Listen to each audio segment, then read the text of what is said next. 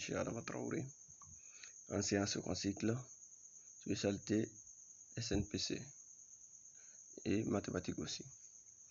Donc le thème que je vais vous présenter ce matin, c'est la première leçon de physique 7e année. Sera portée sur les états de la matière. Donc la leçon en 3 minutes. Donc d'abord, pour parler des états de la matière, nous allons définir d'abord qu'est-ce que la matière. Donc nous allons voir en premier point. On va dire que la matière est tout ce qui a une masse occupe de la place. Tout ce qui a une masse et occupe de la place. Voilà. Donc ça, c'est la définition de la matière. Ensuite, maintenant, puisqu'on connaît la définition de la matière, on va s'intéresser maintenant aux états de la matière. Comment elle se présente. Nous allons voir ici que la matière se présente sous 3 états.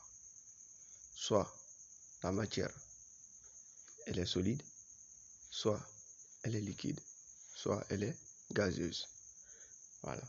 Donc, nous allons prendre quelques exemples ici. Pour des exemples pour des corps solides, la table, la craie, le fer, le caillou. Ensuite, des exemples pour le liquide, l'eau, le pétrole, l'air, le sang, l'essence, etc. Exemple pour le gaz, l'air, l'azote, l'oxygène, l'hydrogène, le gaz carbonique, le méthane. Il existe d'autres exemples, mais on va se limiter là. Donc, pour faire la différence entre ces différents états, nous allons voir certaines caractéristiques.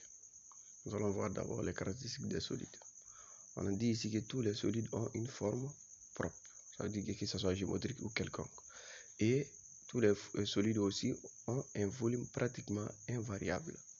On ne peut pas varier au risque de détruire le solide. Donc nous allons voir maintenant les caractéristiques des liquides. Les liquides quant à eux, n'ont pas de forme propre. Et la surface libre d'un liquide au repos est plane et horizontale. Le volume des liquides au repos est pratiquement invariable. Et un liquide est incompressible. On ne peut pas diminuer ou augmenter son volume au repos.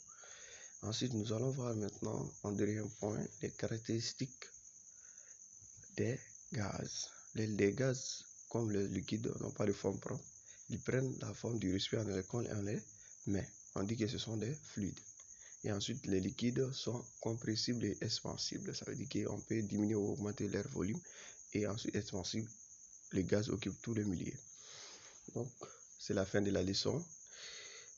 Pour vos remarques et suggestions sont les bienvenues. Et je vous quitte sur cette citation. Nul n'est détenteur des connaissances absolues, no limit forever. Merci et à la prochaine.